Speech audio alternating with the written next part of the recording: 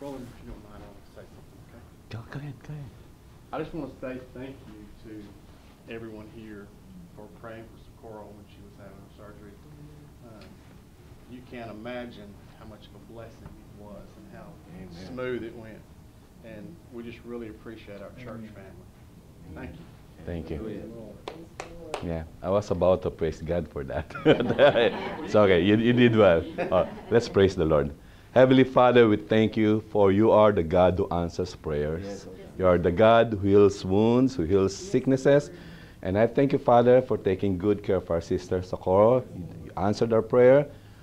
Surgical procedure is supposed to take hours, but it took only 40 minutes. And we know, Father, there are so many more, Lord, so many more things that we need to praise you for. And we just ask, Father, that you look into our hearts and find, Lord, what is in there that will give glory to you, Father, for we would like to praise your name. Amen. Thank you, Lord Jesus. Thank you, Lord Jesus. In your name, Lord, we pray and give thanks. Amen. Amen. Actually, marami pa tayong mga prayers and praises, but let's give time for that later on. By the way, ang topic natin for today is about, by the way, you can press this for PowerPoint.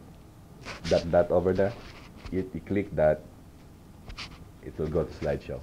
Okay. Yeah, that's a shortcut. Okay. Now, yeah, we'll talk a little bit about prophecies, but we cannot possibly cover everything that's in the Bible. It's just not enough even for an hour. I mean, even for 5 hours for that matter. But we'll go fast.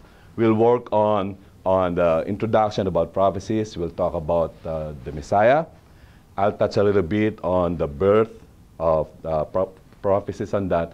But next week, next Thursday, we'll talk about the last 24 hours of Jesus Christ here on earth. That alone has so many prophecies that were fulfilled. And I'm trying to do that in preparation for Easter, because when it comes to Easter, I will use my 2 Thursdays there to talk about the 7 last words. Amen. Okay. But this, we'll just work on that. Now, when it comes to prophecies, there's one basic problem with Filipinos, okay? Because with Filipinos, we only have one word for the word prophecy. Actually, it's not even hula. Di po ba? That's a problem. There are many words that we should have Tagalog words for. We don't have a word actually for prophecy. I was looking into our history. We don't have, in our folklore, we have a folklore about si Malakas and Maganda. That's our counterpart of Adam and Eve in the garden. We have folklore about Mariang Makiling, where the Makiling mountain came from. But Filipinos generally, we don't have folklores about prophecies, about things to come. I don't know why, but there are 2 possible reactions from Filipinos when it comes to prophecies, because we only have one word, which is hula. And we use the same word to mean fortune telling. And we always associate it with guesswork. We always associate it with something that we can ridicule later on, because most of the times they're not true. Fortune telling, fortune tellers, manghula, albularyo, and things like that. It's always associated with something that's not accurate. So for Filipinos, it's either that we'll just brush our shoulders when we hear the word prophecy, or we'll go all the way. We'll really believe about prophecies, because it's something that's not really part of our culture. Now, to tell you the truth, the only time I heard about prophecies is when I watched Matrix. The Matrix, for example, they're talking about the one. And when I came to know the Lord, I started reading the Bible. That's where I found about prophecies. But normally, it's not even part of our culture. It's not even part of our studies in school. So what is prophecy? Definitely, it's not about fortune telling. Biblical prophecy is not about fortune telling. You know, Edgar Cayce may be smart, he must be really good, but it's not correct 100%. Okay? It's not correct 100%. That's a problem. It's not also by luck, because biblical prophecies were fulfilled 100%. Now, there are some critics who would say, oh, God said that the Jews will be as many as the stars in the sky. Why is it that there are only how many percent of the world population? Well, perhaps it's not fulfilled yet. That's the way I look at it. It's not fulfilled yet. And prophecy is not also astrology or horoscopes. Now, if you will look into Jeremiah, actually, God forbid us from engaging in astrology and things like that. Astrology, by the way, is not part of science. What is science is astronomy and cosmology. Astronomy is study of stars, cosmology is study of the universe. But astrology, that's a study of the positioning of the stars and interpreting it and making future stories about what will happen in your life. Like I myself, for example, is a Sagittarian. I came from that background where I know I'm a Sagittarius. And before, when I was in high school, I even checked out the news, my horoscope. That don't you notice it's always platitudes, always general. There's nothing specific. Well, you should catch that. Even when I wasn't a Christian yet, I wasn't a Bible believer yet, I already caught that. Why is it saying it happens to everybody? It happens to my sister, it's a Pisces. It happens to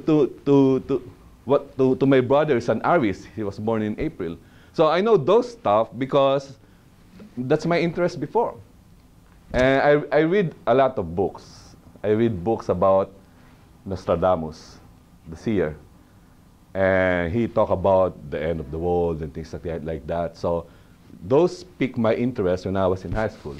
But that's not what biblical prophecy is. Biblical prophecy is, according to Peter, 2 Peter chapter 1, verse 20, above all you must understand that no prophecy of Scripture came about by the prophet's own interpretation. For prophecy never had its origin in the will of man, but men spoke from God as they were carried along by the Holy Spirit. Now, this is difficult to people who do not have reverence for the Word of God. It's difficult to understand. It's difficult to accept. But to me, somehow I can explain it in full. Why is it that it's inspired by the Holy Spirit? But deep within me, I know my Father said so. My Father gave the words, and the proof of that are the fulfilled prophecies that happened in the life of Christ. We'll look into that. Why prophecies? Prophecies to me is not something to make me afraid of the future. It actually gives me hope. You remember the TV program, Wait Till Your Daddy Comes Home? Wait till your daddy comes, until your daddy comes. Wait until your daddy comes home. It's a cartoon, actually. And I was watching that when I was young. And nowadays, at my age, I still have the tune sometimes in my head, especially when I hear people use the name of my Lord as a cuss word. Usually when they criticize my faith. Usually when all I'm just thinking is, wait till my daddy comes home. Wait till my daddy comes back. It gives me hope. And I will show you later on what Jesus said when he read the book of Isaiah. He left out a small part of the verse because it's reserved for the future times. We'll see that. Encourages holy living. Jesus said that he will come like a thief in the night. Now, I'm sure if somebody's going to rob your house, he's not going to announce, hey, I'm going to your house tonight. He's not going to do that. He's going to come in unexpectedly. Now, Jesus said that only the Father knows. Now, again, it's a hard passage. People will say, isn't Jesus the same as God the Father, the same as the Holy Spirit? No, you're saying that Jesus doesn't know it. Are you saying that Jesus is limited? No, I'm not. I'm just saying that the Bible said, Jesus said, that only the Father knows when the Son will come back. As far as I'm concerned, the Lord in His divinity knows what time will come, but He's deferring to the Father, to the office of the Father, to tell when it will be. Out of respect for the office of the Father, He's saying that.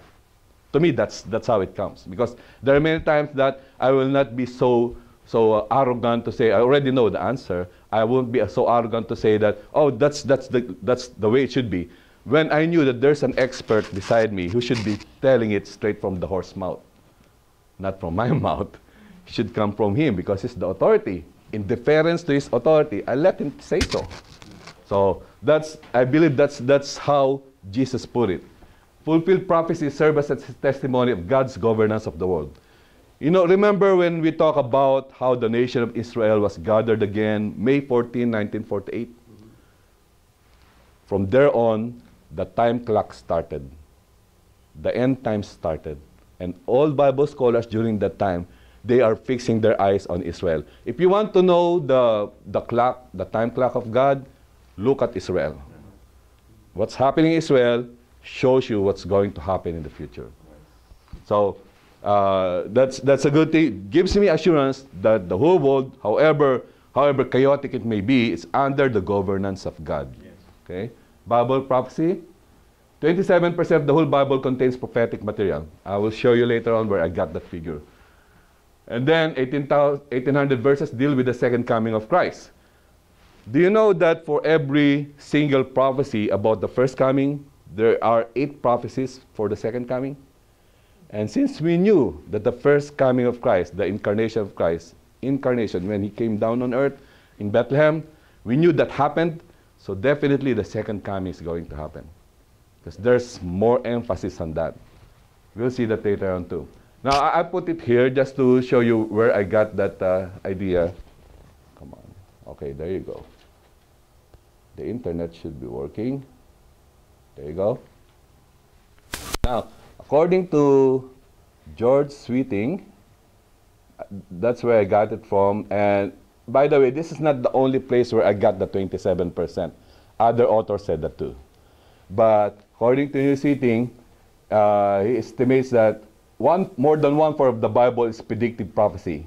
But the Old and the New Testaments are full of promises about the return of Jesus Christ. Over 1,800 references appear in the OT, and 17 OT books give prominence to this theme. So, for every prophecy in the first coming of Christ, there are 8 on Christ's second coming. Okay? To me, that's not only encouraging, that's something that we really have to grapple with, because definitely the Lord is coming back. Amen. Now, how many Bible prophecies are there? Okay, there's another one. Now, not because I'm using this, I'm totally endorsing the website. I don't know what the other contents of this website is. But when I look at the web page, I read what is said there, and if there's sound, I'll use it. But the others may not be. So I'm just giving you that warning. According to some scholarly estimates, there are 2,000 biblical prophecies. Now, give me a book that has that many prophecies, that has a very good track record of having those prophecies fulfilled. I don't know of any other book. Actually, I don't know of any other religion whose main character has been prophesied. Only Jesus. His birth was prophesied. His growing up was prophesied. His discourse with other people prophesied. His entrance, the triumphal entry, riding on a colt, was prophesied. His crucifixion was prophesied. His reincarnation was prophesied. I mean, everything in his life as if it was previously taped and being played back. 1st century BC, 1st century AD. Okay, so according to Barton Payne, and this is an accepted encyclopedia, by the way, Bible prophecies. There are a total of 1817 biblical prophecies. Those prophecies, some are in the Old Testament, some are in the New Testament. 27% of total number of verses in the Bible. That means about 1/4 of the Bible is prophecy.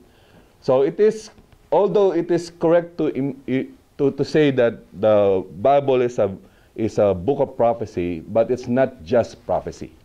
Okay, there's the remaining 3/4, but 1/4 is prophecy, and the Lord gave us enough to know what He plans to do. He did not give us all. Now, God is incomprehensible, meaning we cannot fully understand God. No way. Yeah. We're finite. He's infinite, but we're finite. But He is knowable. And for me, that's enough. It's enough for me that He is knowable. He gave enough for me to place my faith on Him, to look forward to His second coming, to know that I am one of His children, and I'm going to inherit His kingdom. And I wish my loved ones will come with me and enjoy the kingdom with me. That's my prayer. Why so many prophecies about the Messiah? So that the identification of the Messiah will be obvious. Now, if you will read the gospel, it's still not obvious to people who don't believe in Him. Right. They are unexcused. Particularly the Pharisees and the scribes. Scribes, the lawyers, they're called lawyers that time. They're not the same as the lawyers now, okay? Don't get me wrong. There might be some lawyers here. But when Jesus said, "Woe unto you, scribes and Pharisees, for you have not shown the people what they should do. You have even put burdens on their backs." by getting their money. And he was very straight to them because they knew who the Messiah is. It's obvious in the Old Testament, and I'll show you later on why it's obvious to almost the whole civilized world. Okay? That they should have known who the Messiah is. They should have seen what Jesus is doing and compared in the Old Testament. They could have known that Jesus is the Messiah. There are two actually who came to know him, two priests, Nicodemus and Joseph of Arimathea. Well, primarily Nicodemus is a priest, but Joseph of Arimathea is a rich man. I'm not so sure about his background. But those two guys, they look forward to that. Actually, the three magi, the three wise men who came from the east, they knew about the Messiah. But the Jews do not want to recognize him as the king of the Jews. They came all the way from the east, and they're not necessarily Jews, by the way. The three wise men, they're not Jews. They came from the east. I think when you refer to the east on the geography, most probably they came from farther than Persia, that area over there. And it's hard to know. Then it's impossible for an impostor to copy. Now, just to copy one prophecy, I think it's already impossible. It's really very hard. But for the kind of detail that we have, it's really good. Now, Luke 24, just to give you a background that Luke 24, that's already when Christ has risen. Christ has risen already. After 3 days in the tomb, he rose already. Then he showed himself to two of the disciples along Emmaus Road. And he said, did not Christ have to suffer these things and then enter his glory? This is Jesus Christ speaking to those two people. And beginning with Moses and all the prophets, he explained to them what was said in all the scriptures concerning himself. See, beginning with Moses, beginning with the Pentateuch, beginning with the first 5 books of the Bible, and all the prophets, everybody, Isaiah, Zechariah, Jeremiah, he explained to them what was said in all the scriptures concerning himself. Wow, that must be a big Bible study there. It's a compact, it's Old Testament in a nutshell. Jesus explained to these two disciples along Emmaus Road how it is to happen. Now, it's amazing how these two disciples did not notice who they are talking to. They were not able to recognize that it was Jesus talking to them. We'll know later on why. Okay, we'll have an idea why. But as they approached the village to which they were going, Jesus acted as if he were going farther, but they urged him strongly, stay with us, for it's nearly evening, the day is almost over. So he went in to stay with them. Well, if somebody is explaining from Moses to all the prophets, I will ask him to stay in my house too, okay, to give me more Bible study, because he definitely knows what he's talking about. And these two disciples invited Jesus in, and when he sat at the table with them, he took bread, gave thanks, broke it, and began to give it to them. Then their eyes were open, and they recognized him, and he disappeared from their sight. They asked each other, were not our hearts burning within us while he talked with us on the road and opened the scriptures to us? You see, in spite of the many prophecies in the Old Testament, people still don't get it. People still don't see that it was Jesus already talking to them. They did not even recognize Jesus until Jesus broke the bread. Okay, part of the reason I believe is that he still bore the marks of the crucifixion. Actually, I think it was Jeremiah or Isaiah who prophesied that his beard was torn during the flagellation. And then most probably his face is disfigured, so much so that even Mary mistook him for a gardener. Just imagine how ugly he must be when he rose from the dead. So that's part of the reason maybe that they did not recognize the Lord, because the Lord still bore the marks of the cross. Okay? He has all the marks. We'll talk about that in more detail. Now, prophecies were made before Christ. Book of Isaiah was written approximately 700 years before Christ. Before Christ was born, that book of Isaiah was written, Jeremiah was written 625, Hosea was written 725, and then 300 years before Christ, the Hebrew Old Testament was translated into Greek. Now, during that time, the Greek, they sort of colonized the world through the Romans, became Hellenized. If you look at world history, the Romans conquered Greece, but the Greeks conquered the Romans through their culture. The Romans took Greek culture everywhere they go. Now, the beauty of that is during that time when Rome was in power, it's the world power during that time. That's the time when the Hebrew Old Testament was translated into Greek by 70 scholars. That's why it was called Septuagint. So even before Christ was born, 300 years before he was born, the civilized world during that time have read the Old Testament because it's written in Greek. As if in our time of today, it's written in English. And everybody in our time can read English. So that's what happened there. So people at that time have no excuse that they did not know anything about the Old Testament. They do. They do. Not only the Hebrews, like I told you, the wise men from the East, they're not Jews. But they knew about the prophecy because most probably they read it in Greek. Okay? So the prophecies are well known. So if somebody comes to you and say, oh, the prophecies that Jesus made, most probably those were written after Jesus came to earth. I've heard some of those claims from those who say, those who claim themselves to be atheists. They simply do not want to admit the fact that those prophecies, that the Bible is historical, it's an ancient document that can surpass the validity of other documents in history. Okay? Well, I think we touched on that a little bit before. Then there were at least 456 different Old Testament prophecies about Christ, and they were all fulfilled. Now, I have here some lists. We can go there. Now, different scholars, different people count different number of prophecies, but all I'm sure about is it's more than 350 prophecies. Now, Chuck Missler counted 456, but there are many, okay?